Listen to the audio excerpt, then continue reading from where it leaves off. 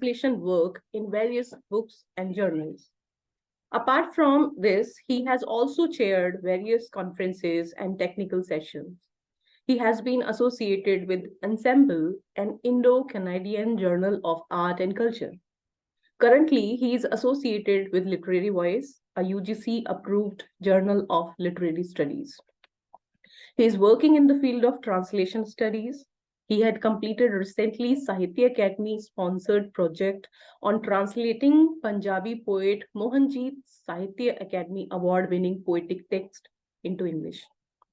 He is also working for nature conservation. He is contributing with one article regularly on nature, mainly on birds and butterflies, to a monthly online journal by the name Sanrakshan. So I welcome you, sir, for this discussion. RAZDAN, sir. SWARAJ, sir. I hope he is.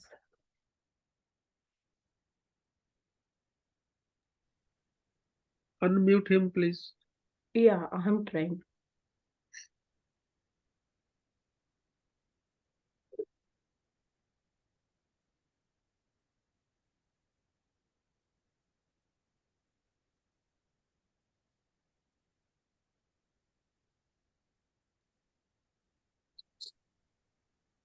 Can you hear me now? Yes, sir. Definitely. Okay. Thank you, Dr. Manju ji, Dr. Jernail ji, Dr. RAZDAN ji, Dr. Randhir GOVT ji, Dr. Lalit ji, Dr. Bhagirath Chaudhary ji, and all other panelists and listeners. I'm really grateful to you that you have invited me and given me this opportunity to speak on this very, very important and relevant topic today. The ethical blank, fault lines of modern civilization. You see, when I started thinking of the rubric of the day, the first part, ethical blank, I got stuck here. Well, in fact, it got stuck not in the sense that I stopped thinking, in the sense that there were so many ideas that started flooding my mind. And if I would say that there were so many noises in my head, I wouldn't be wrong. When I think of the term ethical blank. See, the first thing that comes to my mind is, are we living in an ethical vacuum or a blank space that is ethically blank? Is this blank space a major fault line of modern civilization? Or is it a product of the modern civilization? And then there is the larger question of what we consider modern civilization. Is it contemporary? Is it modern? And if it is modern, then we cannot really rule out post-modernity also, with its own problematics of trying to identify or talk about ethics and morality in a world of relativism. I'll begin by casting a brief glance at the world in which we are living today. I mean, before we come to the idea of what I mean by moral blankness. Because to me, moral blankness is not that we are not living, that there are no ethics today. See, to me, the problem is that we are living in a world in which we are inundated, a world which is inundated by different ethical standards, competing ethical standards, and there is lack of universality. I'll come to that later on. But first of all, let me look at the world in which we are living. Let us cast a brief glance. Well, I think we will all agree that there cannot be in the last 50 to 60 years or so, we have seen tremendous progress in almost all the spheres of life. There has been a tremendous increase in life expectancy. There is greater awareness of rights of the minority groups. There can be no doubt about it. The minority groups can be natives, tribals, people of color, women, marginalized sections of the society, the elderly, the disabled. One example is how the slogan Black Lives Matter really took the whole of America with a sort of a storm in a way. Whether it resulted in greater acknowledgement, in greater recognition of the rights of the Blacks to live freely and with dignity, that's a separate issue. But the fact is that this became a very important slogan. And in many ways, many ways, our world, the world in which we live today, our times, this is a golden age of development. Look at the development of literacy, scientific development. We have much larger number of people who have greater access to better healthcare today. Let's not forget that after the World War II, we have not had we've not had another great war, another world war. Though wars have been and are still being fought, they are still being waged in almost all parts of the world. Not only in all parts of the world, in our minds too. Histories are being rewritten from below. Randhir Gautam ji, I know, he's very fond of talking about subaltern historiography. So I'm pointing towards that subaltern have been given that prominence which was never given to them earlier. Sociologists and anthropologists have been focusing on the marginalized. In a way, these are all ethical gestures. Let's not discount them. In a way, we are living in a safer place than we were in the past, despite many risks which are natural as well as man-made, and despite the fact that I also tend to agree with the Ulrich Beck when he re-christens our society as risk society. There is no doubt that there are so many risks also. Yet it is a safer society also in many ways. Yet, see, what galls me is that despite all these scintillating achievements, are we really happy? The moment we raise this question, we face moral, ethical dilemmas in seeking answers.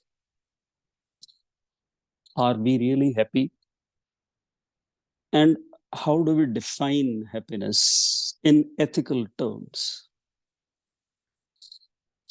Not in narcissistic terms, but in ethical terms, as gestures towards the other in the sense of giving, not in the sense of taking or accumulating. Now, with these, this framework, let me come to what I understand by ethics. The word ethics is very loosely understood actually. But generally speaking, they are the moral principles that govern our behavior towards others in the main. They have to do with our moral duty, obligations. And that way, ethics is a branch that deals with moral principles. Now, when we think of ethics, we can see how the word ethics has been employed for practical behavior guide in different fields. When it comes to ethics, we always talk about the praxis point of how we can have a practical ethical guide. We talk about medical ethics. The doctors have to behave like that and that, this and that. The Hippocratic Oath we talk about. We talk about political ethics, although politics and ethics well, they don't seem to go together in,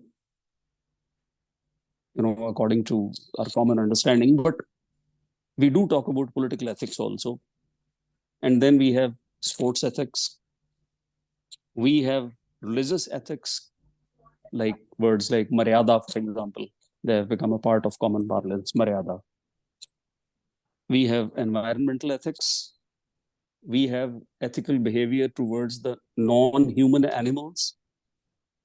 And lastly, but very importantly, war ethics.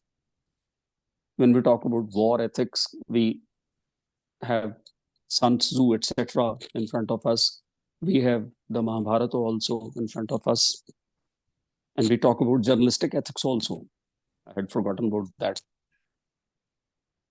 Now, given all these ethical formulations, all these ethical paradigms from different fields, are we really staring at ethical blank in our contemporary society? Here I would like to introduce another dimension. And the nativity of that dimension lies in postmodern notions of relativity. We don't believe in any ethical universals because we are living in a world which is so various, which is so different. I mean, there's so many different cultures. We have come to know how different cultures live. And we are really at times living in a world which is marked by relativity. And the postmodern thinkers always talk about incredulity towards meta-narratives. We talk about small narratives. And we talk about other ways of life also. And there is no doubt that it is different cultures that give rise to different ways of life. And ethics are derived basically from those ways of life.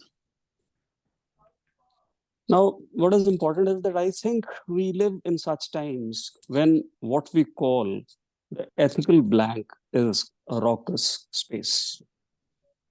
It's a space of intense noise, a sort of pandemonium of competing ethics and ethico-moral principles have been weaponized. This, to me, is the major issue that confronts us today. Weaponization of ethics, not the absence of ethics. What we have lost in this noise, in this pandemonium, is the space and ethical consideration for the other with capital O. This ethical babel is messy and it has drowned the voices of reason. Ethics and morality are contingent upon the social and political, economic conditions in which we live. Let us look at these conditions today. We cannot really separate the way we live from the conditions which surround us. The modern democratic state, supported by great corporates, we have moved far away from the time when we could talk about democracy as something that could be respected, that could be venerated. But now democracies, the greatest democracies of the world, are supported by giant corporates. Ethics are weaponized to further the interests of the demonic nation state and the corporate power that underpins the state. I'll give you just one or two examples. Let's look at the way the war is conducted today. See, all kinds of ethical justifications are advanced for what can be called a moral ethical war. Military adventures are couched in moral language. Soldiering is presented as the acme of moral commitment. America has always found moral justifications for intervening in the affairs of others. It is on the ethical terrain that war and military interventions are understood, legitimated, and contested. Look at Ukraine. Look at the war currently going on in Gaza, in Palestinian areas. Thus, the turn to ethics has helped the practitioners of military violence. In the name of God's army, we can raise suicide squads. We call them martyrs. And as such, causes are venerated. We venerate, we revere the martyrs as saints. Honesty, rectitude, charity, modesty, purity of heart are sacrificed on the altar of war combats waged on ethical grounds. And the way, I'm sorry to say that when the Ukraine war began, almost the whole Europe they suggested that there should be sanctions against Russia. But then came what is called neorealism or realism in international affairs. Germany was not in favor of sanctions. We went on buying cheaper oil from Russia, motivated by our own political realism. So much for ethics. Now, my question is, can a society, now this is another dimension that I want to add here, because as I said earlier, I can't think straight in the sense that there can be very straight answers to the questions raised by today's topic. We can raise questions, and I think raising questions itself is one step towards thinking about them, and maybe if we cannot really bring a change in the world, maybe we can convince a few people or be convinced by them. Now, my question is, can a society in which minds have become captive to the media owned by corporates that only know how to increase their profits be able to think through the smoke and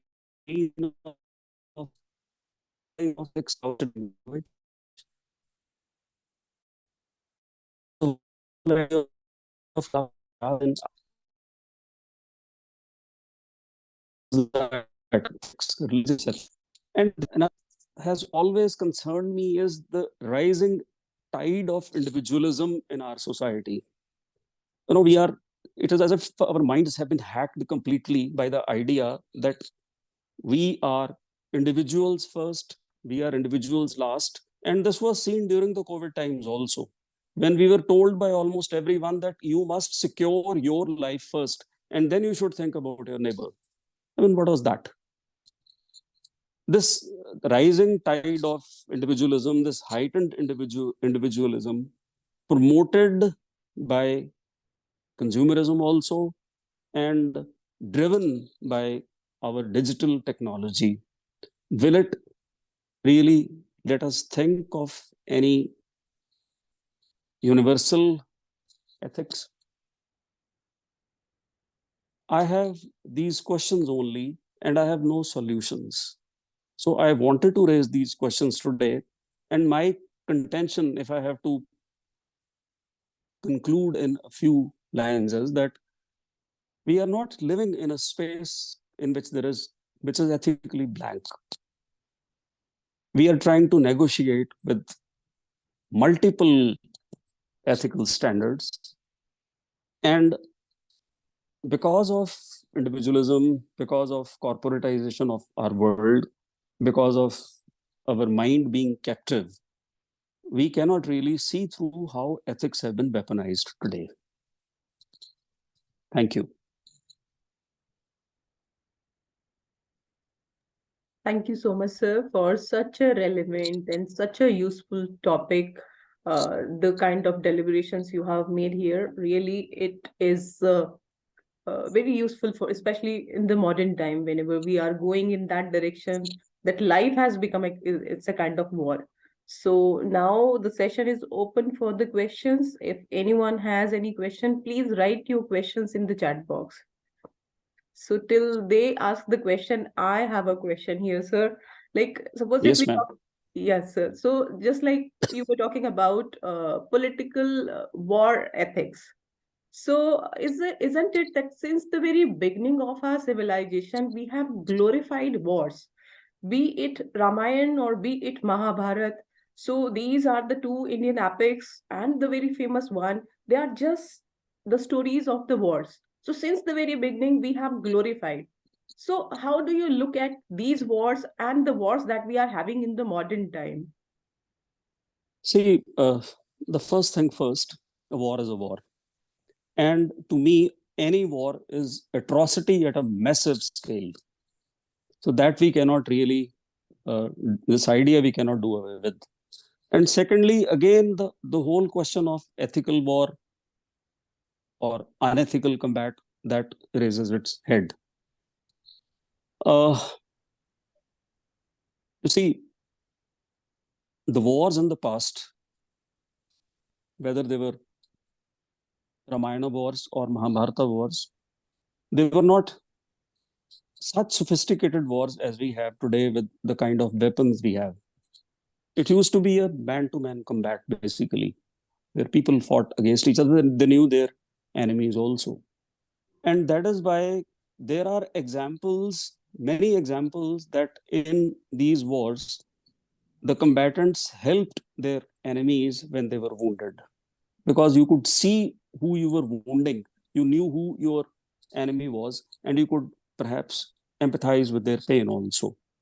Now, what has happened today is that you have weapons where which can, kill thousands of people, thousands of miles away. You simply have to press a button, and your enemy is simply a number. The people who die for you, they are simply a number. You don't see their pain, you don't see their agony. This is the major difference between the wars then and the wars today. Because the wars then, perhaps, I believe, gave some impetus to some kind of human feeling. They underpinned some kind of human feelings because you knew who you were fighting against. Otherwise, we have words, we have the language. We are very clever at using language. We have the language to justify all wars. That's it. Yeah, absolutely right, sir. May I add something? May I add something? Right, in sir. both the cases, in case of Ramayana as well as Mahabharata, war is the last resort. It's not something which is first easily to be the option. Krishna again goes to the Kauravas as a Shanti Doot, that the war may be avoided. And he even tells Draupadi that these your hair and all these your Sogand or Shapat have no meaning compared to the thousands who will be killed. That's why he goes to Kauravas for the avoiding war. And it is, Duryodhan says that one of 5 villages is not give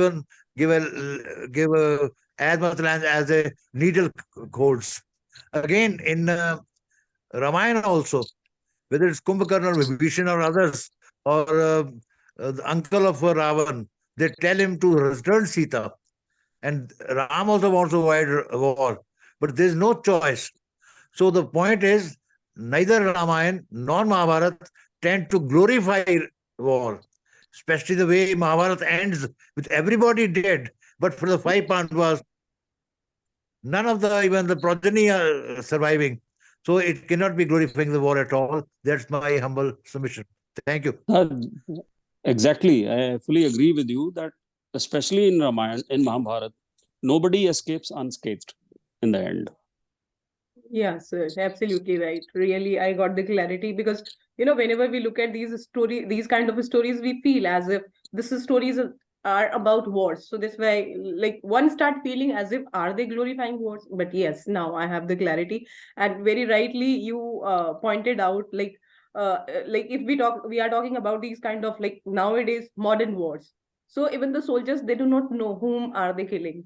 At least in these wars, they know whom are they killing or whom they are fighting against.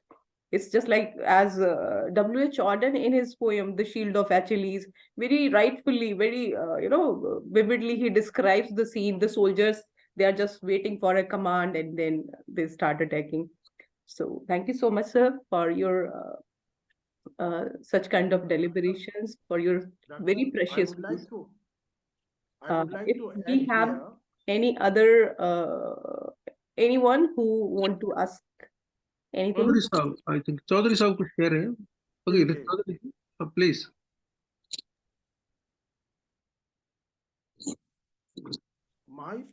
My suggestion, or say, I would like to suggest here that humanity needs to draw a bottom line with a universal ethics. Now, as we were talking about Mahabharata, Yudhishthira's chariot, which used to sort of stay up the ground, about say if feet or two or whatever, but when he spoke a lie, when he told a lie about Ashwathama, his chariot was grounded. Now, this is the greatest example of the universal ethics about speaking truth. So we have to draw a bottom line with the universal ethics for whole humanity. Now, what could be the universal ethics according to me, which I feel that we should practice, we must practice, everyone should practice truth, then ahimsa, non-injury, thinking well-being of everyone and non-injury to anyone through word, deed, or even a thought. And the third one is so beautifully said in yoga, the yama sadhana. There are 5 yamas which cannot be compromised. You cannot dilute those. You have to agree, you have to follow that discipline of yama everywhere. Doesn't matter, you can't say you won't eat mutton in Haridwar and you can be very happy eating chicken here in Delhi. You cannot do that. So you cannot dilute the yamas. So the truth, the non-violence. The third is aste. Aste is the recognition of right of happy existence of all the sentient beings, that we should allow that. Everyone should allow the happy existence and the well-being of all the sentient beings. Now, we are going beyond the humanity. We are including the sentient beings. So that's like planetary consciousness. We are from, as Dr. SWARAJ said, we are very much focusing on individualism. But then we can definitely increase the circle of compassion and include even the sentient beings. So that's third. And the fourth is aparigraha. Now, the whole planet is gripped by greed, profiteering. And as Dr. SWARAJ said about the corporatization of the whole human affairs. So we need to practice aparigraha. Everyone should take minimum from outside and try to give more. Means be more productive. Means be less greedy. Be less selfish. And the fifth one is brahmacharya. I'm sorry to say this, that brahmacharya is the misnomer. People don't understand it properly. It is not just celibacy. Brahmacharya is that we concentrate and focus on those attitudes, mental attitudes, social attitudes, which are having a greater circle of compassion. Now, if I'm selfish, my circle of compassion is too little.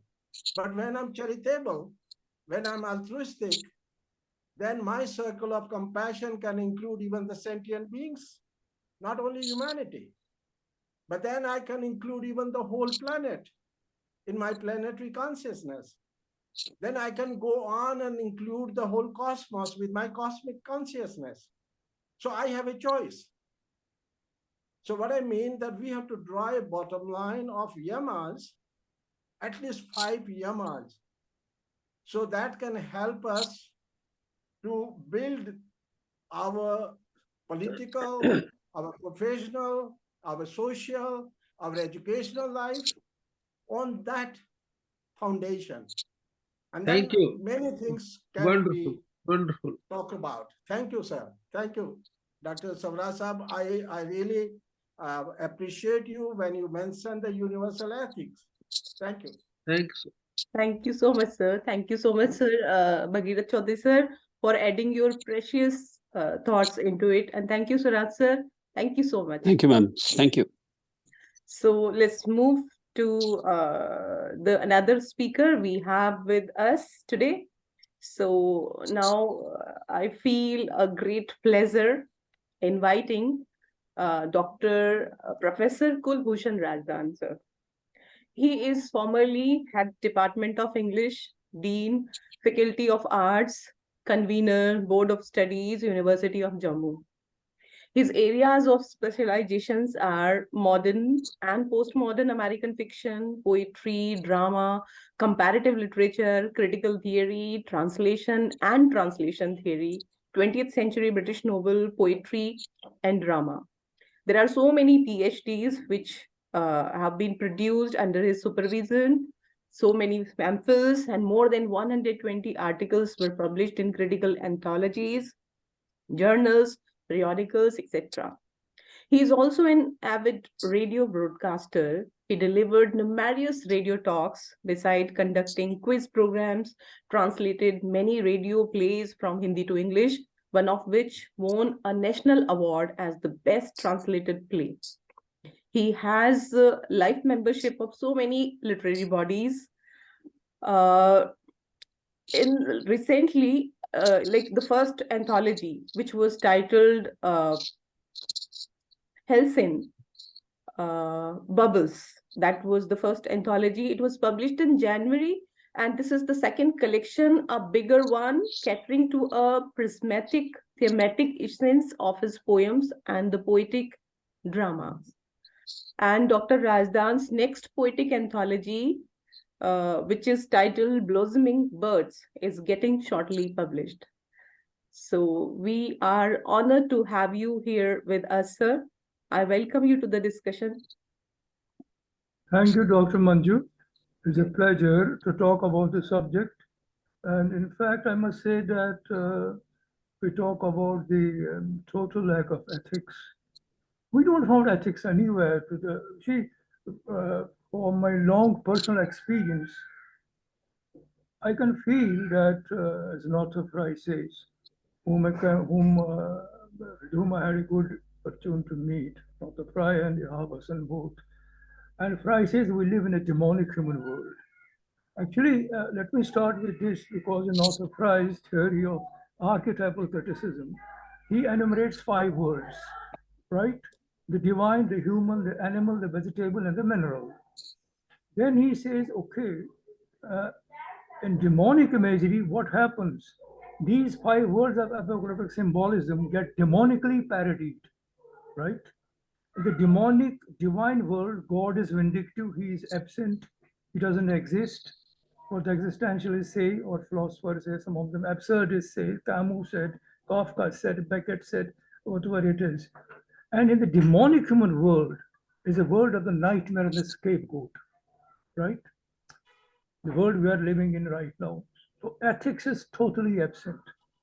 Now in this demonic human world of the current times, there's a catalytic agglomeration of the Cain cult. That's how I define it.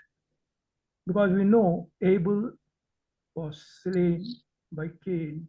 Both were sons of Adam and Eve.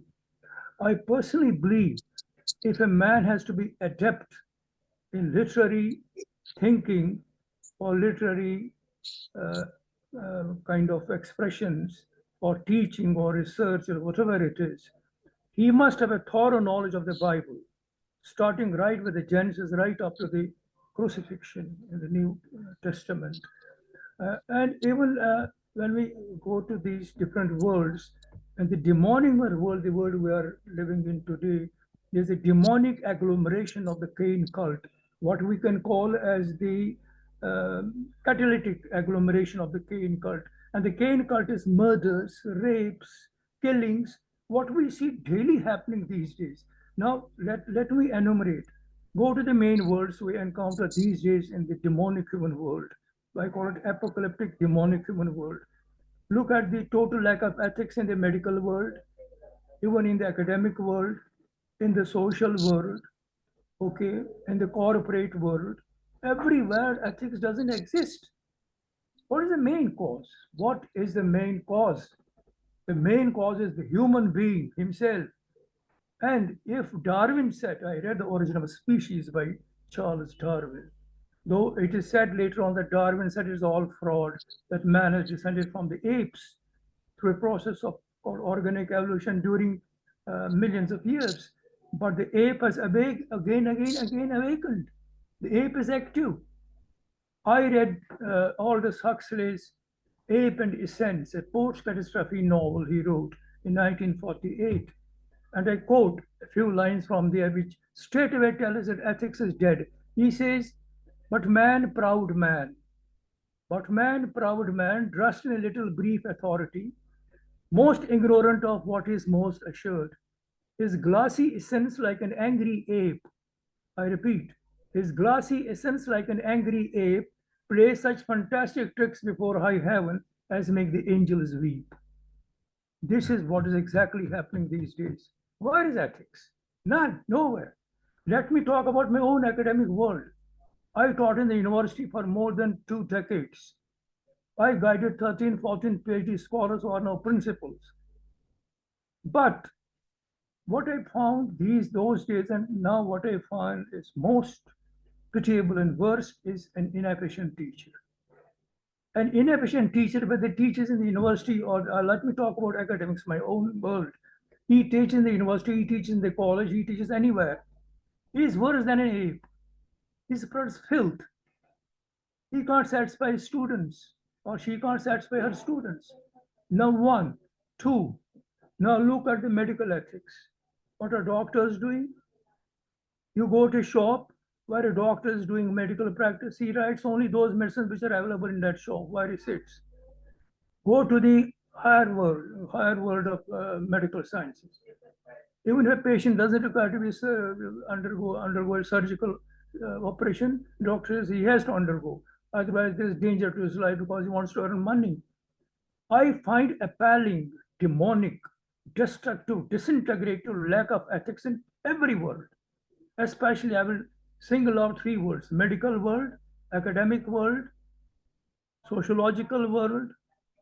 These are the main factors. And also the, what you call the press world, newspapers, television, everywhere. Common man is being made an ape. He's being made a big fool. Second, and the main thing is when we talk about catalytic cult, a cult of violence, when I pick up the paper, today I read in the paper here at my daily NCR residence, I get disgusted. Only rapes, murders, heists by these ruffians, and police encounters, shootings, every day in the papers. What's happening? What's happening? Now, let's go back, let's do a bit of rewinding. Let's go to 2008, the Aarushi Talwar murder case, on which a movie was made. This has to be mentioned. Till date, it is not known. Actually, that 13 years old Aarushi Talwar girl, she was murdered by none else but by Nupur Talwar, her own mother, when she found her in a compromising position with a domestic servant. But there was lack of evidence. Even the High Court at that time said the killer of Aarushi Talwar is her own father, Rajesh Talwar, but it was never confirmed for lack of evidence. Terribly unethical, terribly unethical. And finally, after what I can say, On 13th of October 2017, the Allahabad High Court set the Talwars free. What can be more unethical than this? Terrible, terrible, absolutely terrible. What the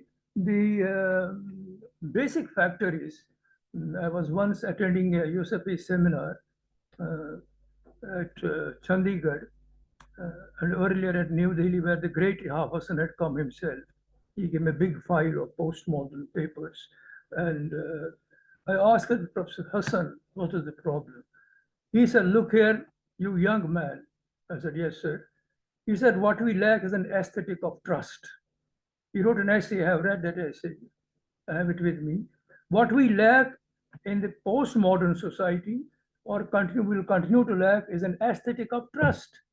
Because this mass society wants to make man an Aaron from an Alazon.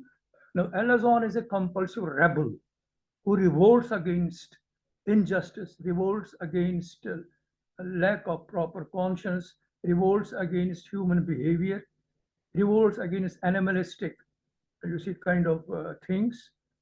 And he says the basic thing is that you must revolt against it. Why should you be an Aaron when you want to be an Alazon? Now, Alazon is a compulsive rebel who won't tolerate any kind of nonsense, which we encounter every day in our lives these days, everywhere.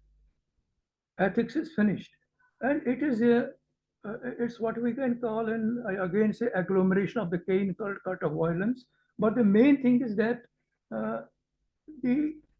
as Ihabazan said, or even Northrop Frye says, or any other person says, man is sought to be made an Aaron. Aaron means a humble, gentle, unresisting victim of injustice, unethical things. He's taken for a ride, go to the market, get something, it's all adulterated. It's all adulterated. Maximum diseases are being caused by adulteration. Who bothers? Nobody bothers. The common man's receiving end. He gets a medicine, it's a very patent medicine, whether it's an antibiotic, and then it's fake. He takes it, he gets harmed. And I personally think the areas of life where there is total lack of ethics is the medical world, the corporate world, and the administrative world, and even the academic world. And once, you see, because as Ihabazan himself said, the postmodern society seeks to make common man and pharmacos.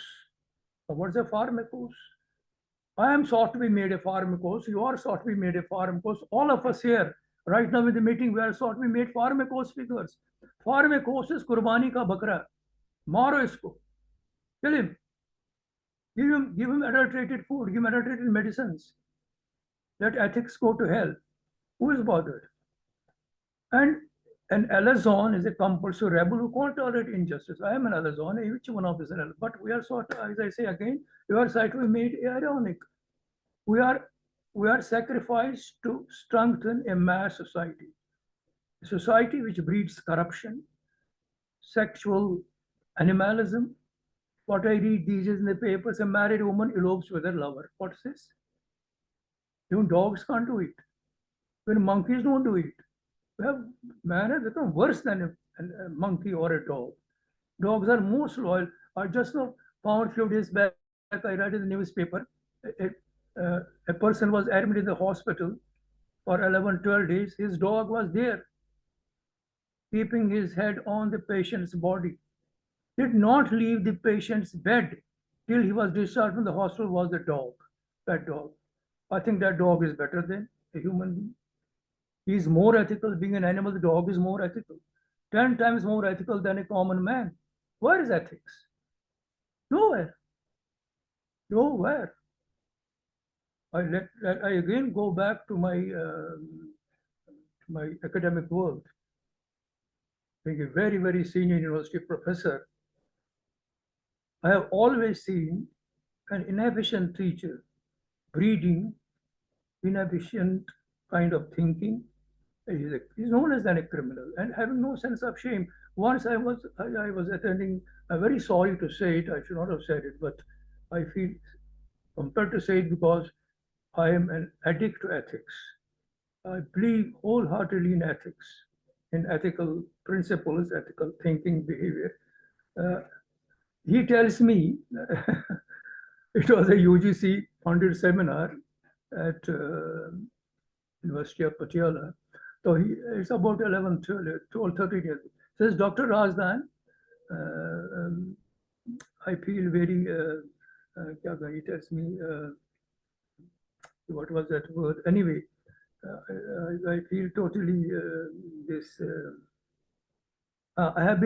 he says, I have been telling and tolding everybody. I told you, yeah, what has happened? There is no such word as tolding. You are teaching at the university, you are participating in a seminar here, conference.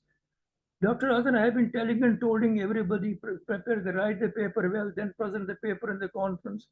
Manika, tolding is no word in English. Please take care. चलता है यार, कोई बात नहीं, tolding से क्या फर्क पड़ता है? When you have such kind of teachers, imagine what can be more unethical than a teacher teaching in a university English department, I won't name him, saying, Dr. Radhan, I've been telling and tolding. Then I heard even the students called him, tolding ka class. I am absolutely shocked. And people have no conscience. Conscience makes covers of us all, and there's a need to hue of resolution is stickled over with a pale cast of thought, as Hamlet said. To be or not to be, that is the question. Whether it's noble in the mind to suffer the slings of outrageous fortune or take the tide by the neck. I'm quoting Hamlet. I can quote entire soliloquies of Hamlet. That way God has been kind to me, my memory is still intact, as strong it was as it was 25 years earlier. To be or not to be, that is the question. Here, in these words of Hamlet, a lot of ethics is involved. Lot of ethics, entire ethics involved in these words. To be or not to be, whether it is nobler in the mind to suffer the slings of outrageous fortune or take the tide by the neck. 100% ethical statement on human existence in these words. I challenge any person from any academic institution to tell me the meaning of these words. One. Second thing, go to the Israeli-Hamas conflict. What's happening in Gaza? It's not only terribly unethical, but I don't blame Israel. I blame Hamas. What Hamas did, this is something worth listening to and attending to. What Hamas did, Hamas sent women as maids to work in Israeli homes in Tel Aviv for the last 6-7 years. And Israel, in spite of being such a strong nation and having so much of a network of spies and everything, could not understand this. The maids would work in Israeli homes, would live there, would eat, would drink, and then convey the information to the Hamas guerrillas. The result, it happened for the last 5-6 years. Now Israel has come to know about it. And then the attack, Hamas attack, killed Israelis in their sleep. Israeli towns, cities, killed about 1,700 Israelis, innocent men, women, children. Now what can Israel do? Israel is retaliating, they are right. And Hamas constructing tunnels under Gaza Strip and imprisoning women and children there. Some of them are there like cattle. What can be more unethical than this? This Hamas should be butchered like sheep, these Hamas guerrillas. It's not that we come here and discuss theoretically. Let's go to what's happening around in the world. We are living in a highly, terribly unethical world, the world of the nightmare and the scapegoat, instruments of torture and monuments of folly. And but I say one thing which is very, that is the demonic erosion of ethical thinking. This should stop. This should stop. Because if we don't think ethically, if we don't think what it means, what is right and wrong in human behavior or conscience or actions or thinking, then we are worse than animals. Because ethics is related directly to our mind, to our conscience, everything, what we do, what we think about, how we act, how we behave with others, or if we're academics, or we are authors, how we write, whatever we write. The question is, for instance, I read and I just framed it somewhat myself. I just virtually quote my own lines. The demon is always within. It's in us. The demon is always within. The goddess is always within. The battle too is always within. And so it is so is the triumph of the one over the other. Whether the goddess is triumphant or the demon is triumphant, it's all within us. Which one over which one? That choice is also somehow always within. The goddess is in us, the demon is in us. The choice is in us. This is ethics. This is real ethics. This is what happens. So I must say that it defends the fault lines of unethical behavior are now as strong in us like those seismic fault lines when earthquakes take place. And the world of the nightmare and the scapegoat exists still. And always, I must say, we are living in society, we are living in a demonic human world of apostasy and damnation, as I said. How any man can be many monkeys. Aldous Huxley said this in his post-catastrophe novel. It's within us to conquer the ape, to subdue the ape and behave like humans. But this cannot happen unless we think we are successful in quelling, in wiping out this catalytic agglomeration of the Cain cult. The Cain cult is very, very strong. And that is that's causing not only violence, that's causing a lot of terrible erosion in all human actions. And we are being made worse tools by even these the print media, the electronic media. Every kind of the ordinary man, human being is at the receiving end, because we are living, as we can see, in a highly, highly unethical world. It's a world, what I must say, the apostasy and the world of apocalypse. And I categorize it as a demonic apocalypse, because apocalypse is something which is now here and now. Here and now, because in the Revelation, I slowly come to concluding my presentation, verbatim presentation, is a never-ending subject. It's in the Revelation, the last book of the Bible, where it is written how God shall end this world. I want to make one kind of a difference here. It said that the apocalypse or demonic apocalypse start with natural disturbances like earthquakes, floods, tornadoes, storms, and this and that. And it shall be followed by the coming of the Antichrist. Now here it is.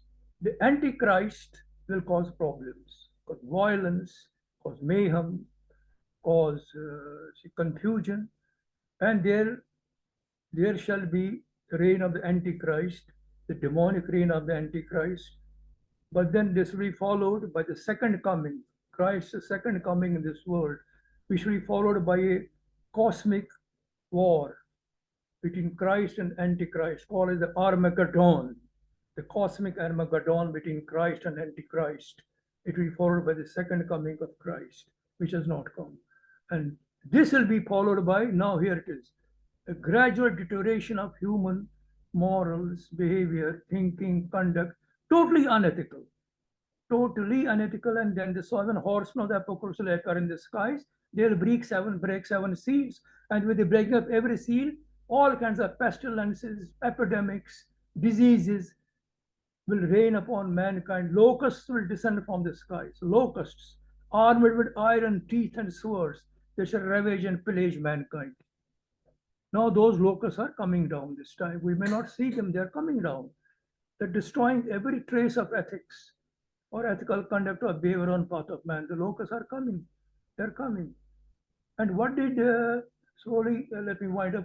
What does William Butler Yeats say in the second coming? Turning and turning in the widening gyre. The falcon cannot hear the falconer. Things fall apart, the center cannot hold. Mere anarchy is loose upon the world. The blood dim tide is loose, and everywhere the ceremony of innocence is drowned.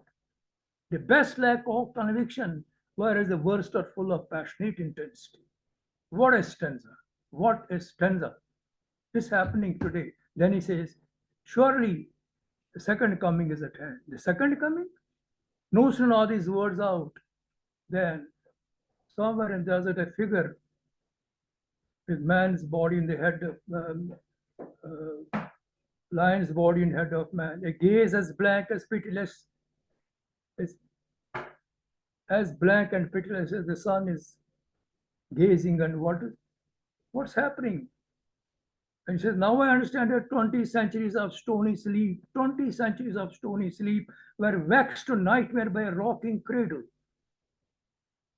And what rough beast, it's our come round at last, slouches towards Bethlehem to be born.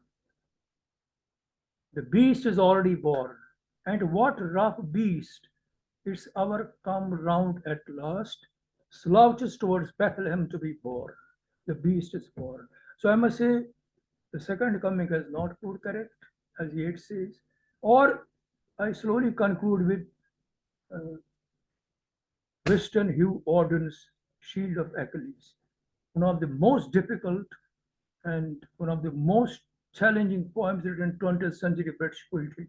I taught the Shield of Achilles for nearly 2 decades to MA students at the university. Now see how the poem ends, I quote verbatim. The Hephaestus hobbled away. Thetis of the shining breasts cried out in dismay. Hephaestus is the armorer of the gods in Greek mythology. You consider their armor, who consider Achilles' armor. It was taken by Hector when Hector killed Patroclus in the Iliad, a friend of Achilles. The thin-lipped armorer Hephaestus hobbled away. Thetis of the shining breasts cried out in dismay at what the god had wrought to please her son, the iron-hearted, man-slaying Achilles, who would not live long.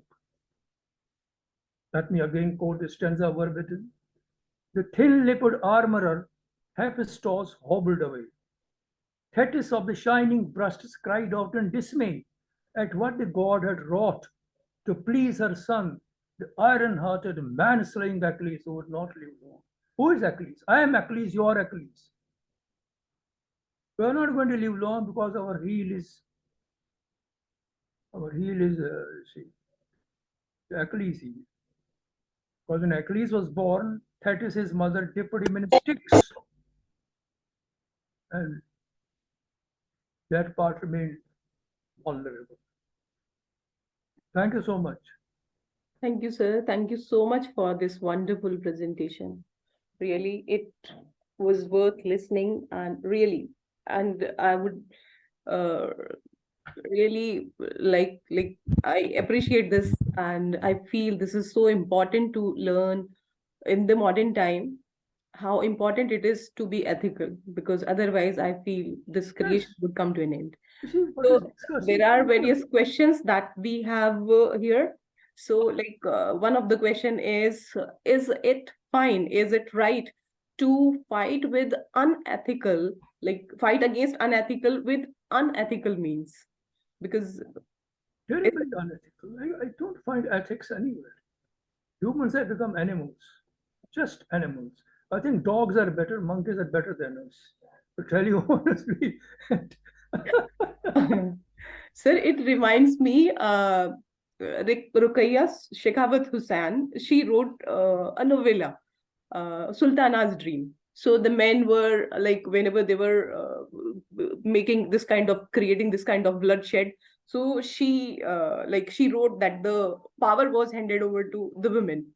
So what do you think is the role of women in this unethical blank? Ethical blank, sorry. What's the role of women according to you? Pardon? The role of women, like, as I was just telling you about the Ruqayya Sekhawat Hussain, she wrote that novella, Sultana's Dream. So the men, because they were busy in fighting with each other, so later on what they decide that, okay, the power would be handed over to the women. So whenever it was given to the women, so they used it wisely.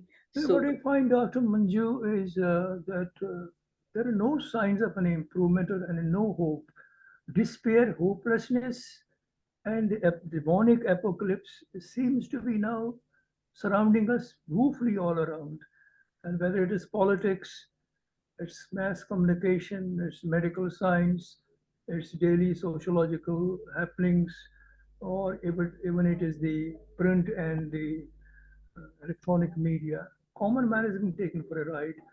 And lack of ethics is now proving a kind of a seismic fault. It someday brings such a tremor and devastation, some kind of an earthquake as we have when the fault lines are there under the earth, where the earthquake originates.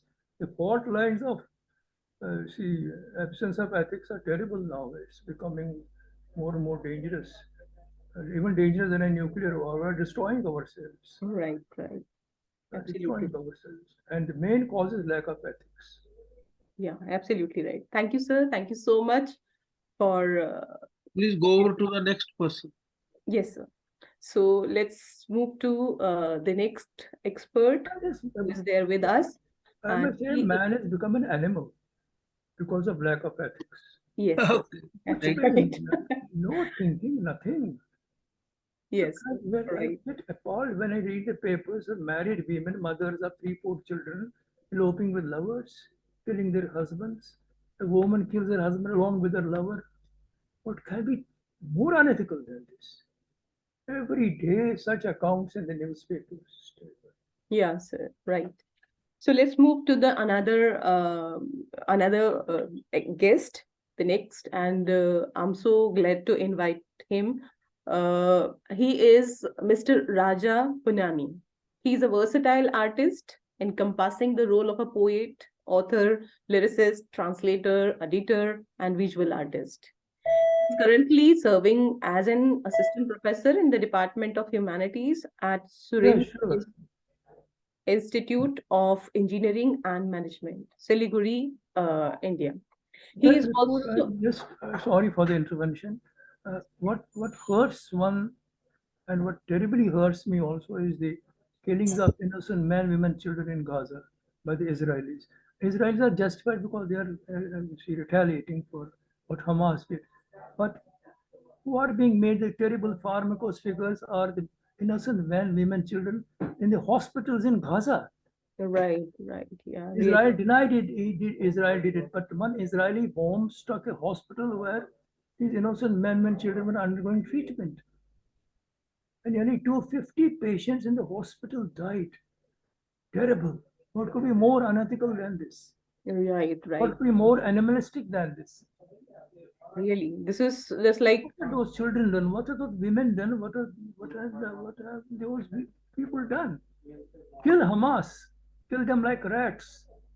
right.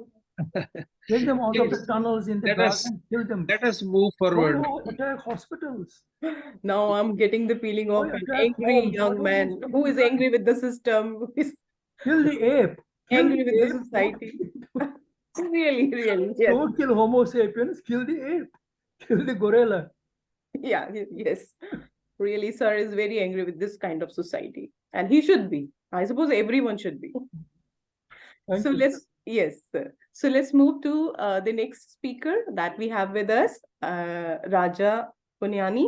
So he is a versatile artist encompassing the role of a poet, author, lyricist, translator, editor, and visual artist. He is currently serving as an assistant professor in the Department of Humanities at Surendra Institute of Engineering and Management, Siliguri in India. He is also the director of Bankant, a publication house. He is a multilingual poet, His first poetry anthology was in Nepali language. After that, he wrote many books in various languages. He received the Bhai Chand Puraskar for his second book. His eco-poetry, The Tale of a Numb Planet, has been incorporated as a reference in a climate change curriculum at the Copenhagen Business School in Denmark. He made a remarkable contribution in multimedia poetry also. So I welcome Sir Raja PUNIANI here in this discussion. Welcome, sir. Namaskar, ma'am. Am I audible, ma'am? Yes, Yeah. sir. Thank you very much.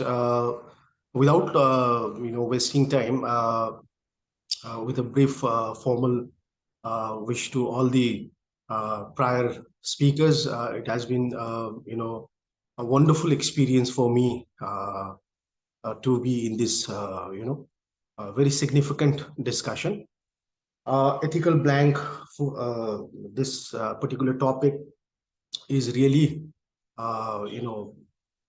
I think it's a need of hour, need of time to be discussed in not only in this platform, but what I think is this should be spread almost in all the spheres of this world, this globe, because this is not only this problem, this crisis is not only, it's not only an issue which is being faced by Indian society, but what I think is it's a global crisis. Thank you to the organizers and thank you to all the wonderful speakers. We were enlightened to listen to you, sirs.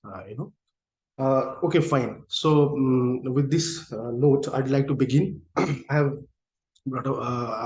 be discussing on a few points. Firstly, I'd like to start with the ethical blank. This particular subject matter has got multifold roots, and out of those roots, what I think is it's not only the source is not only there existing in the contemporary era, but what I think is started with the advent of automation when industrial civilization. Industrial revolution hit the society. Of course, it was taken as a boon for entire human society that it will be, making our lives easier. People were going for the less manual efforts and manual, exercises. But then, like automation was such a, such kind of technology which was instrumental in taking the human society from natural mode to the artificial mode. This transformation or metamorphosis of human being natural to artificial ultimately slowly started breaking down the basic structure of the human psyche, which was in fact inbuilt as a natural psyche, which slowly departed from the natural construct or natural matrix. So human being nature, being a part of nature, slowly segregated itself from nature to the artificial matrix. So this is how slowly the human society ultimately reached to whatever situation we are facing. This situation is the situation which is as per the sociologist Emil Durkheim and Karl Marx, they have worked a lot in this particular idea or the concept, that is alienation or the anomie. The alienation that we are facing today, it's been like I find it to be persistent in almost every human being today. The level of the stress, the level of the burnout that every individual human, and post-COVID, it has increased enormously. Although peoples are not visiting psychiatrists, they are not aware of the their mental health. But then most of the peoples are anxious today. What we see, and this anxiety ultimately gets its reflection, its manifestation through various kinds of frustrations. And specifically, we belong to the land of preachers who preached a lot about intolerance, and our society is slowly converging into such kind of society wherein, like we are today, losing intolerance. And because of all these factors, this alienation, the alienation that we are facing, the problem of anxiety, the problem of this automated mind frame, that everything will be automated slowly. Maybe like artificial intelligence is taking us in such kind of situation wherein, like what we see is today, even the literature is also facing a crisis, wherein like ChatGPT, artificial intelligence is creating the texts even, and even it can be even taken as a registered plagiarism, wherein like there was a case even lodged in London or somewhere else, I forgot exactly where it was. Recently a case has been lodged against this ChatGPT company, wherein like they are accused of taking the text of so many classics. So and even the songs there is a latest release of Beatles song which has been remade. It has been taken as a last song of Beatles, although they don't exist. So this is how slowly the overall identity crisis, even like this is taking us to identity crisis, wherein peoples are losing their faith on not only others but faith on themselves. So this very phenomena, this very situation, this very condition is in fact taking us to the real value crisis. And this value crisis, why I'm talking about value crisis, the value happens to be the core of any ethics. So value is the deciding factor which will decide the ethics later on. So this automation ultimately is, it becomes one of the root causes for the whatever corporate culture, like even the earlier honorable speakers also mentioned about this corporate culture, corporate system. So this corporate culture and ultimately which is linked up with the consumerism and ultimately to consumerism, the consumerization of art, the consumerization of human beliefs and human faiths and even human feelings and human consciousness. This ultimately is taking us towards the mechanization of even human thoughts and human feelings. Slowly we are maybe converting ourselves into human robots. So this robotization ultimately will what I think is take us to shift, take us to a paradigm shift, wherein like what is right and what is wrong, what is good and what is bad, all these questions will become irrelevant and absurd. And this shift in human collective consciousness, this shift is in fact the shift of human collective consciousness.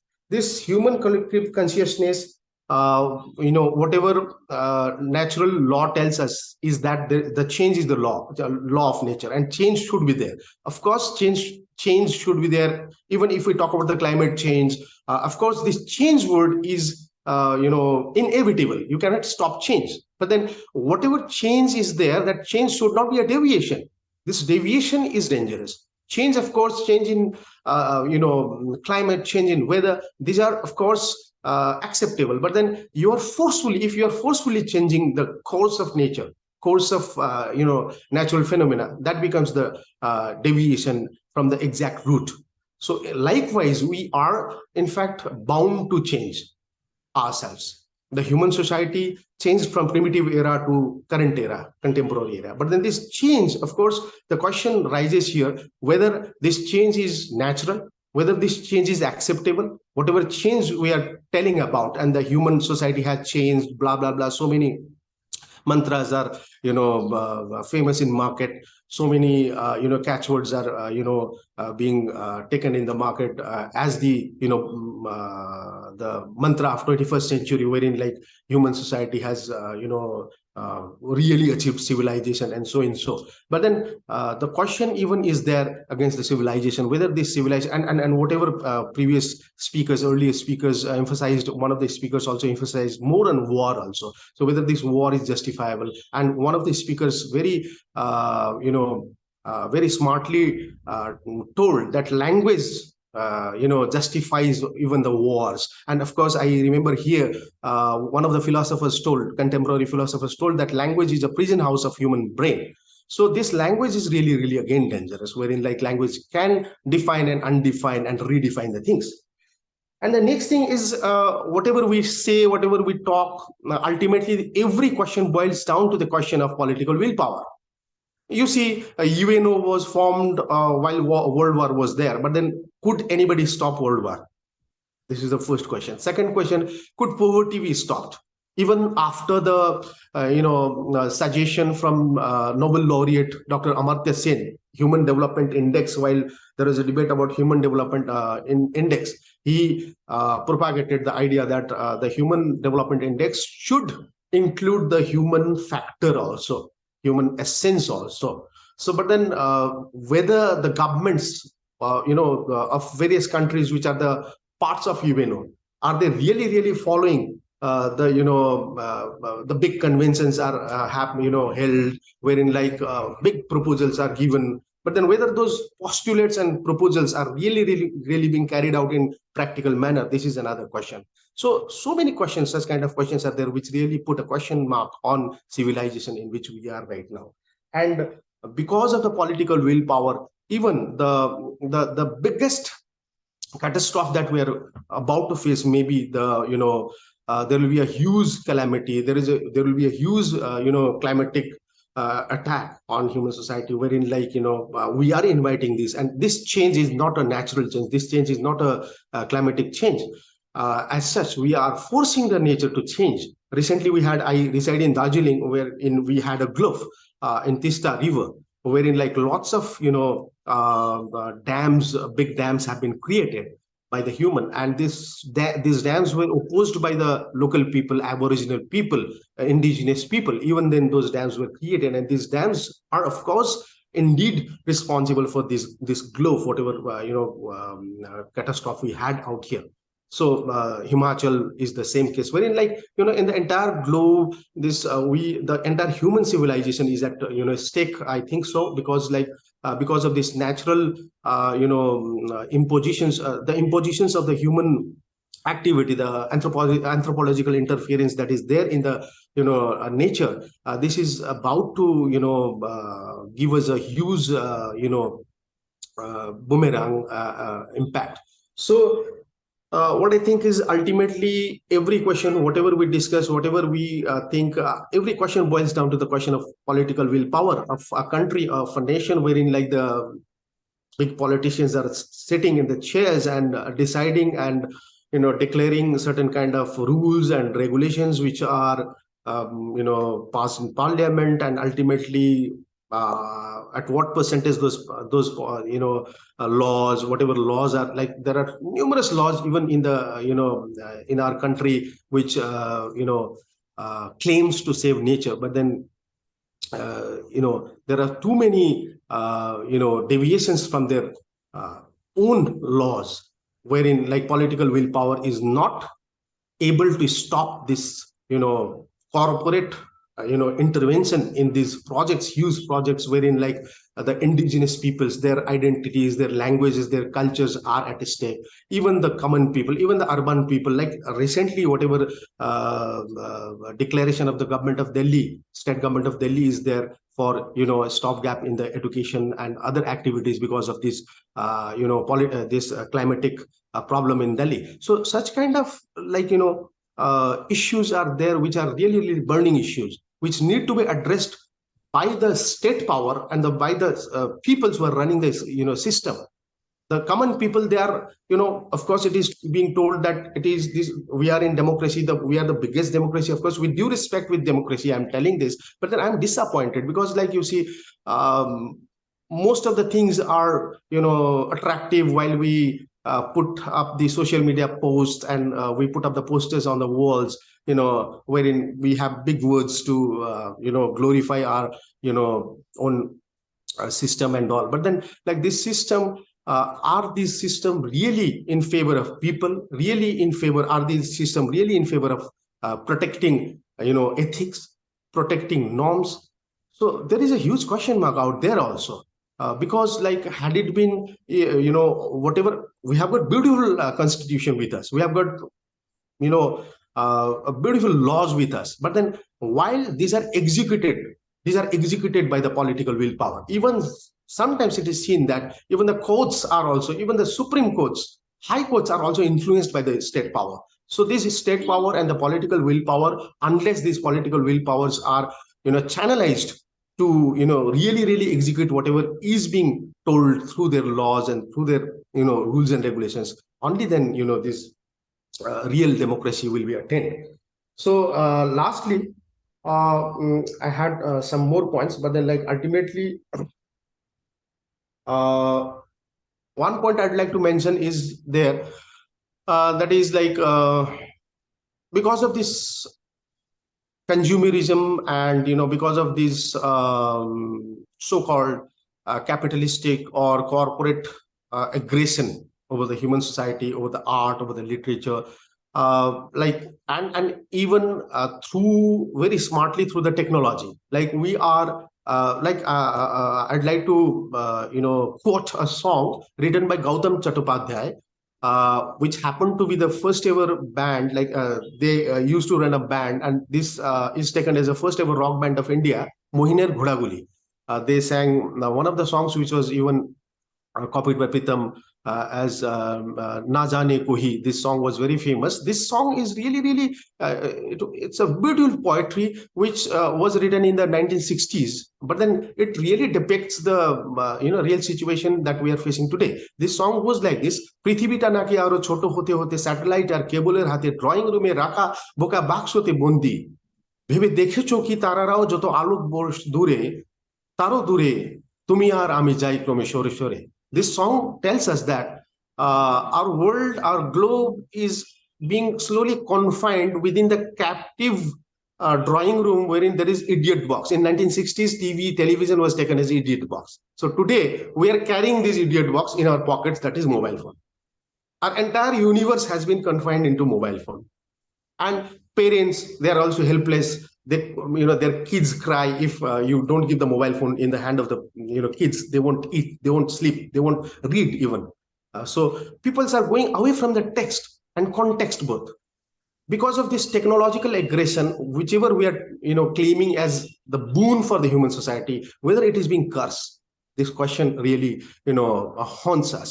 And in the concluding part of this song, the songwriter very brilliantly tells us, reminds us and, gives us the enlightenment that where we are heading towards. The concluding lines of this song is telling us that, have you ever imagined the stars are light years away from each other? We are sitting together, maybe we are sipping coffee together, we are watching a cinema together, we are conversing, we are in conversation together. But then are we in real conversation? Are we having the cup of coffee together? Aren't we the isles? Aren't we the islands sitting together? It tells us that the stars are, light years away from each other. Maybe, perhaps, we are going more farther than them. So this is the situation which is ultimately taking us from the collective consciousness to the individual consciousness, and this is really harmful, and which is ultimately impacting the ethical blank, which is ultimately creating this ethical blank, and wherein the question of good, question of bad, question of right, question of wrong, these questions are at stake. So ultimately, I'm not a big intellectual, I'm a common human. So whatever crisis which I talked about, what I think is I might not have the proper solution, but then what I find, what I see is like, lastly, I'm concluding, ma'am. Maybe I'm within the time frame. Let me conclude. I'd like to refer to one book by E.F. Shoemaker. Shoemaker was born in 1911 and dead in 1977. He was sent to Myanmar by UNO to investigate whatever technology transfer was being imposed by the big nations to the small nations is rational or not. He was sent to Myanmar, Myanmar being taken as a sample of a third world country wherein the technology transfer was happening. So he spent there almost 7 years. And when he went back, he wrote this book based on his project report. The book became a phenomenon. It was sold for more than 1 million copies. The book name is The Small is Beautiful. Small is Beautiful. So wherein like he propagates one idea. That idea is the alternative technology, idea of alternative technology, which was based in Buddhist philosophy. He became the Buddhist out there in Myanmar. And what I think is this Madhyam Marga. He talked about the Madhyam Marga technology, which was even appreciated by corporates, but later on they deviated from it. So if you, this Shoemaker in this particular book, highlights the importance of annihilating the macro projects, the macro ideas from the life, and minimalizing from macro to micro. He even propagated the idea of creating the micro technology. You cannot imagine your world without technology. You should have technology, of course, but then he proposed that you go for micro technology so that you hamper less to the nature, and your survival is ensured, and even the survival of the future is ensured, wherein like the idea of sustainable development is also met with. So what I think is the Madhyam Marga, Buddha, these are the peoples which have to be excavated more and more now. And the rationalism which we are lacking today, the common sense which we are lacking today. Simply take the example, all of you maybe are from urban area, wherein what you see is, I'm giving very small mediocre example. You are driving, you are just stopping, you have just stopped your car or motorbike. There is a red light, red signal, and the car behind is pushing their horn, pop up, horn. They are seeing that there is red light. People are losing this tolerance. All of us are becoming restless. And you can see the kids in the school today are becoming, anxious, they are losing tempers. The teacher-student relationship are being, shifted from, older, whatever ideal, relationship was there. So even mother-father relationships, mother-son relationships, even husband-wife relationships. So all this shifting from, so many changes that we are facing today. Maybe these changes are not natural. These are imposed changes. And these imposed changes have got a huge, connectivity with the losing of rationality. So what I think is we really need a, collective consciousness enriched with rational thinking. So the ethics that we can propose, maybe I can imagine only right now that we might have such kind of ethics which will, address this issue of ethical blank. This ethics can be maybe named as a rational ethics. So that's all. Thank you very much to all of you for listening to me. Thank you very much. Namaskar.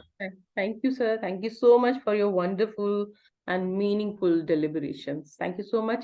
So yeah, there are so many questions, but because we are running short of time, so this way I'm just asking you either one or two questions.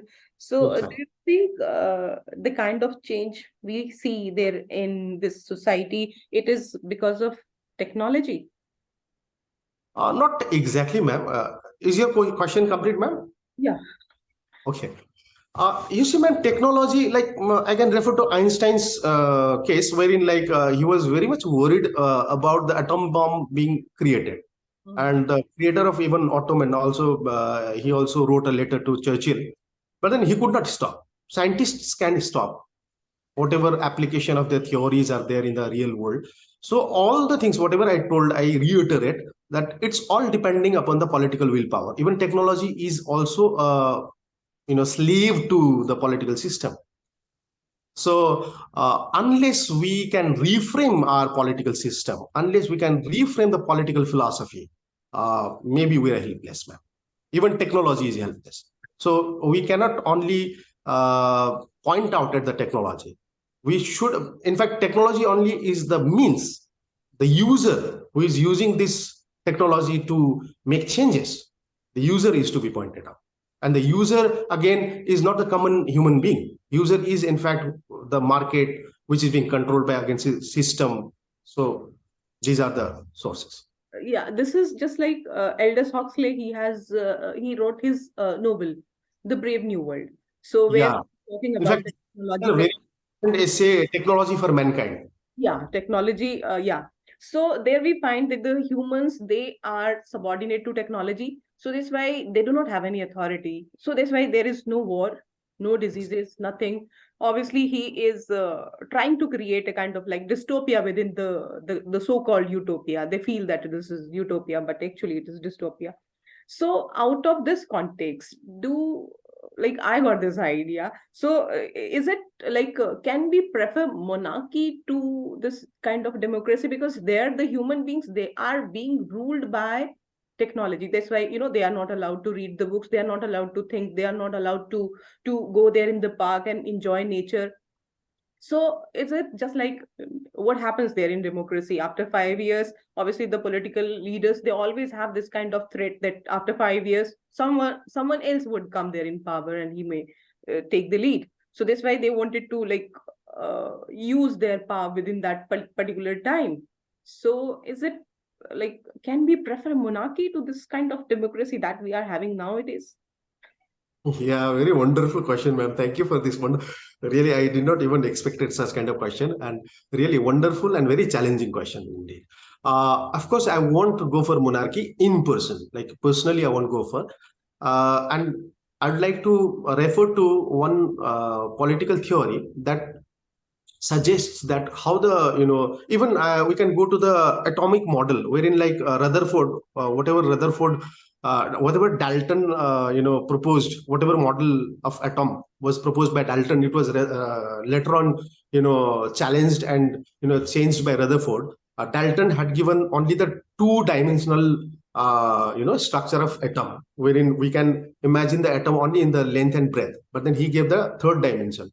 So wherein like Rutherford was the man who gave the idea of the spherical atomic structure. So likewise, even society also transforms, and it again, as per the law of nature, it is also bound to change, and it will never remain in the same system. It will keep on changing from primitive era, primitive communist era to hunter-gatherer era to slowly to feudalist era to slowly we went to capitalist system, and then today we are in corporate system. So you see, it will not remain again and again, like it will not change just by the effort of a single person or a group of peoples. So it will inevitably change itself slowly, but then it will take time. So it will not remain again whatever ethical blank we're talking about. Even if we don't discuss, what I think is it will be addressed. This question will be addressed, and this will be changed. It will not remain same also.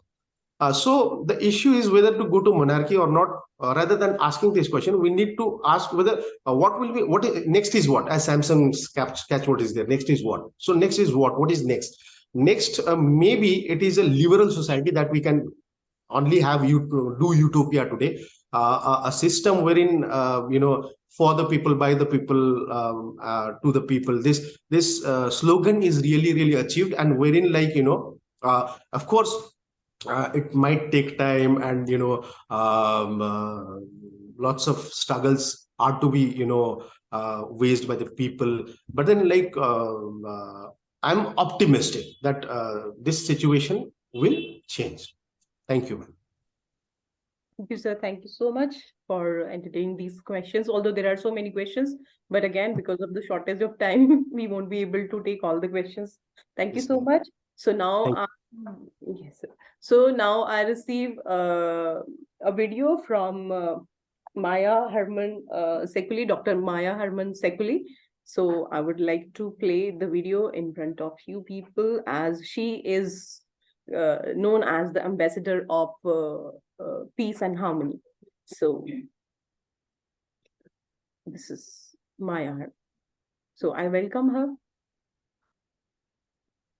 From Belgrade now, saying hello to all the participants, especially to the host, Professor RANDHIR, and to the moderator, Dr. MANJU, and PARNEET, of course, and some people that I don't know, like Dr. SWARAJ and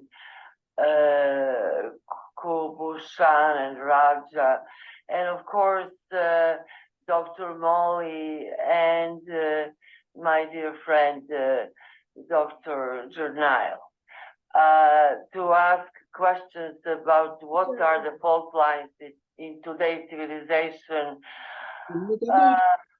will take more than a panel, I'm afraid.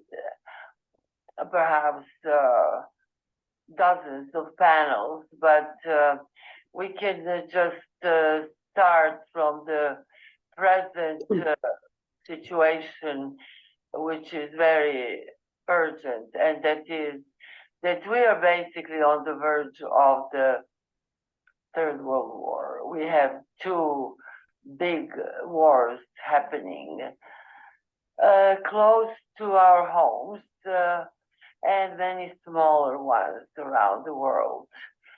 And I think what is really urgent is to take action.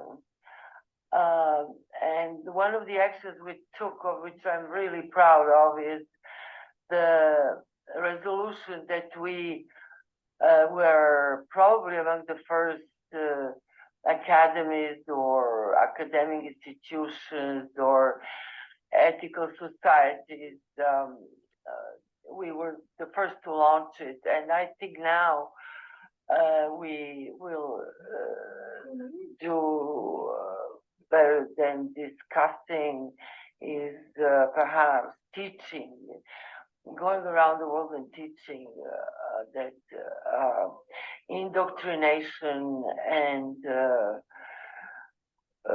hatred should be somehow fought and surpassed, because I think this is what makes, for example, those two conflicts now in Ukraine and in Israel almost cul-de-sac, because Gazans, for example, I see as the ultimate victims of their own Hamas indoctrination from the day one when they're born, and such indoctrinations of hatred towards another are the most dangerous.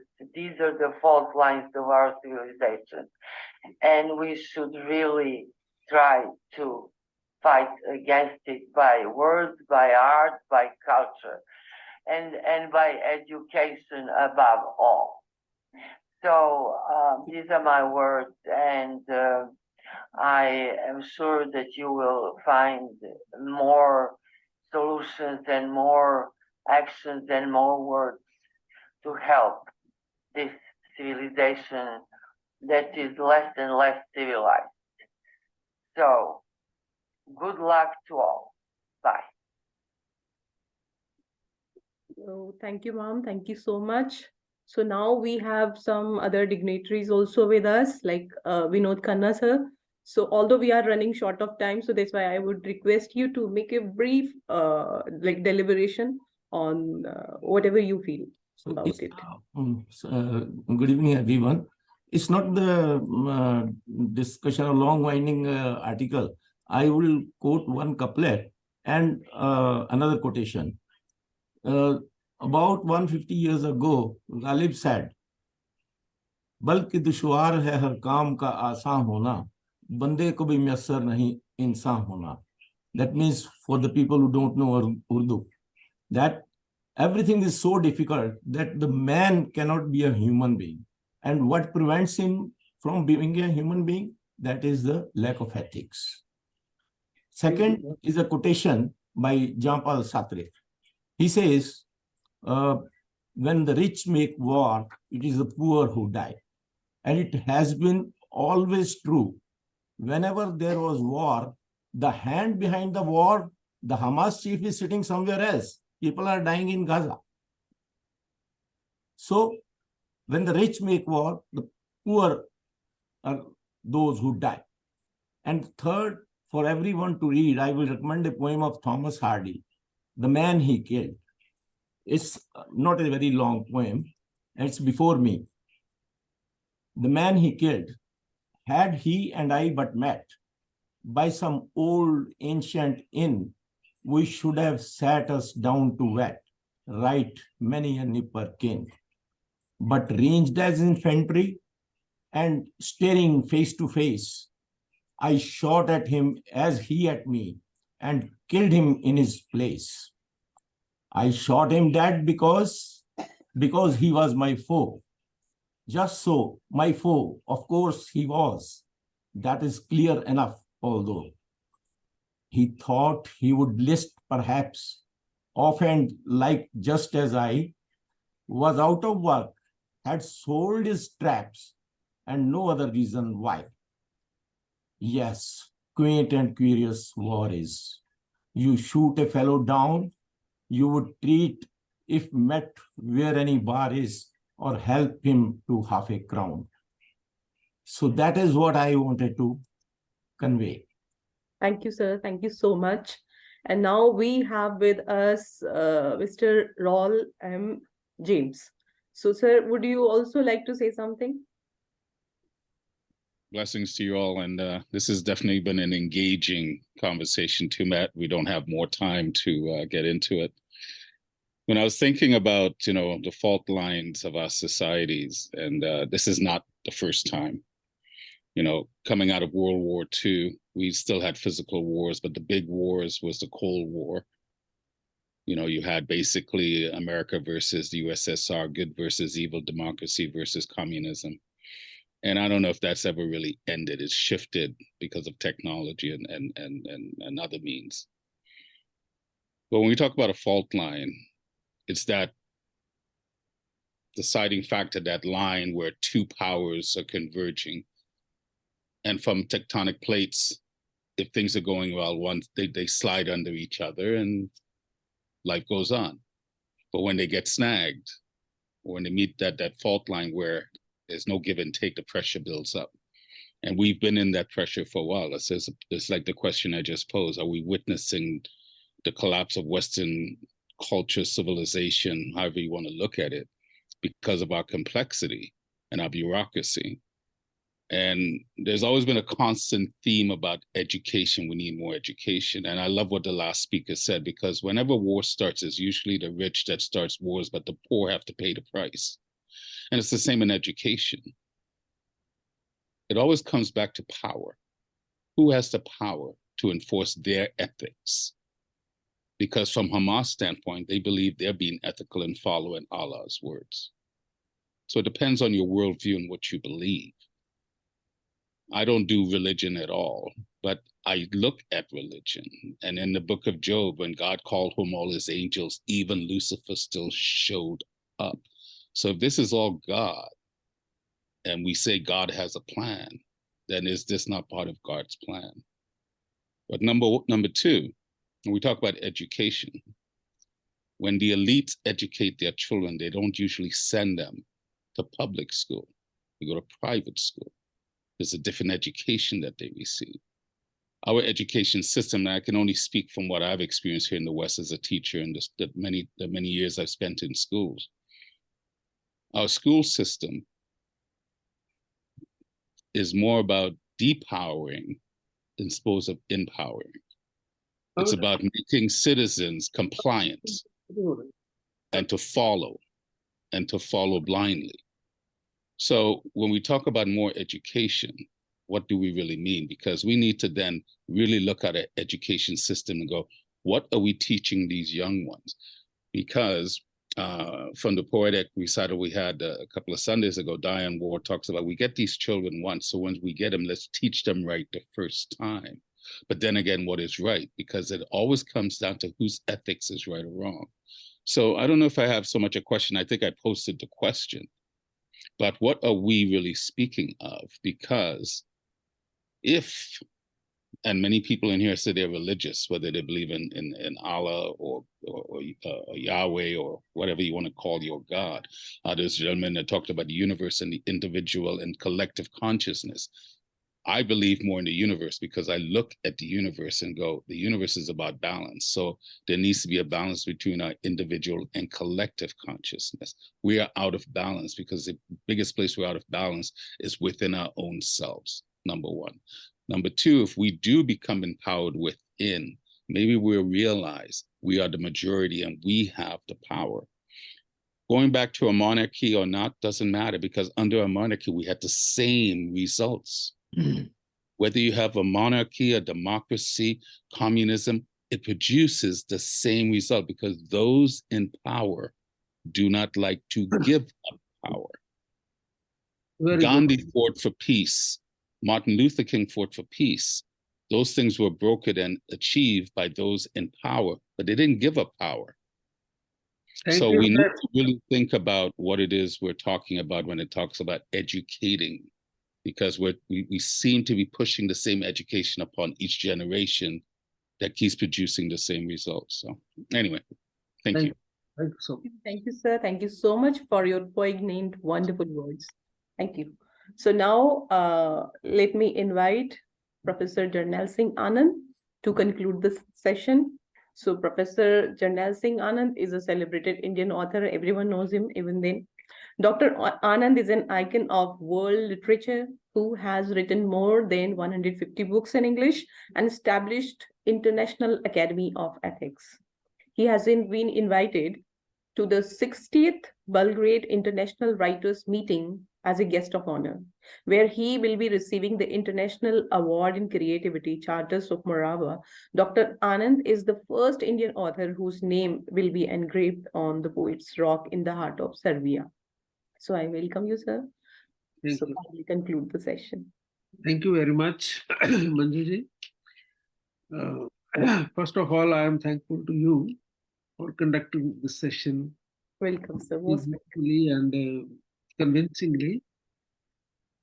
And I'm thankful to our panelists today for sparing time for this event. They are all very busy people, busy with their academics, their work. I'm really thankful to them. I'm also thankful to our friends who have participated. Shri Chaudhary Sahib, or my friend, dear Dr. Raleigh, M. James, and Vinod Khanna Sahib, Lalit ji. Their presence made the discussion very rich. Thank you very much.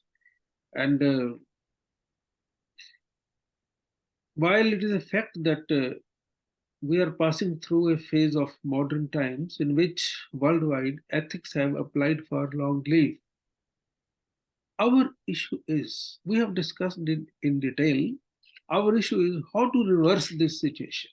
I think we are faced with this problem. Dr. SWARAJ also raised very pertinent questions. Can we live with this decline? Our questions. Can we live with it? Can we accept that we are trudging back into a society where morals are non-existent? I hope this discussion has made us alive to the dangers of a glide into a future which has no future. I think it is essential that more and more youngsters are made aware of the moral vacuum which is engulfing them. And our college and school syllabus must include ethics as a compulsory subject. In our schools, we are teaching moral science, but they are just, we don't take them seriously, nor students take them seriously. And here, most of our audiences are teachers or parents. What should be our primary duty as awakened citizens of this world? I think to teach the alphabet of ethics, to make them aware of the fault lines of our civilization. The project ethics can start from the kids. We are just existing. We are sliding back into animal existence of bare survival. As human beings, we must have a better agenda. And that agenda should be not only to have better life for human beings, but also for the animal world. A better world which is aware of its relationship with each other and with the cosmos also. I wish you all good luck to go back with a new agenda in your mind, let us bring about a change in the thinking patterns of humanity. Right action will follow. Thank you very much once again, Farooq. Thank you once again. Thank you so much. So now this is the time to wrap up the session. So before that, I would like to invite our multi-talented Dr. PARNEET JAGGI ji to deliver the vote of thanks. Thank you, Dr. Manju. Good evening, ladies and gentlemen. It's been so nice in this session. The session has been intriguing indeed. I would call it intriguing. And here I take this opportunity to thank all the esteemed panelists who have joined us today for sharing their viewpoints on an extremely complex theme.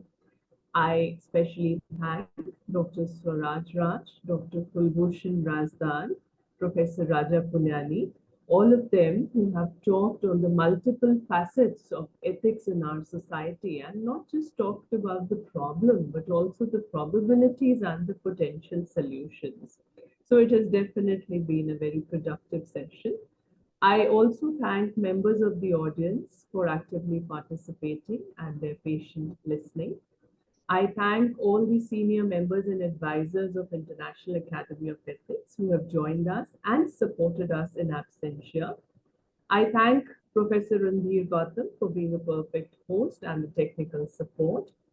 And most importantly, Madam, I thank you, Dr. Manju, for moderating this panel discussion, which was on an extremely challenging theme, and you made it look perfect, easy topic, and you handle it with a perfect ease.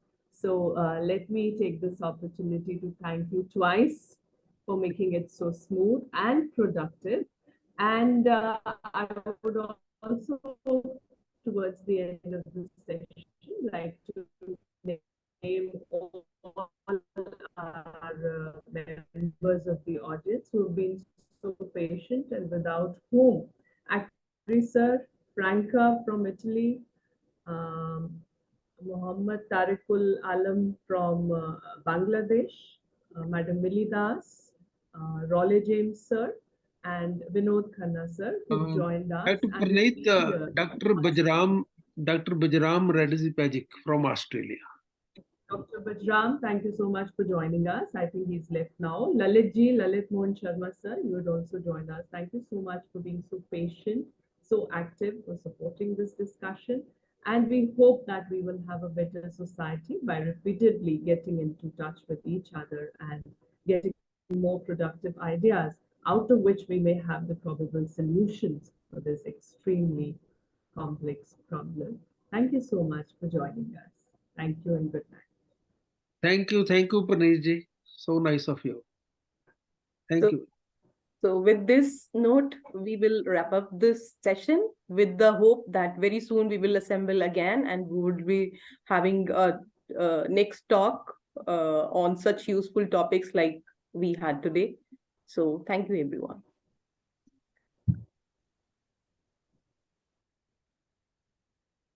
Thank you once again. Stay strong, people. Stay strong.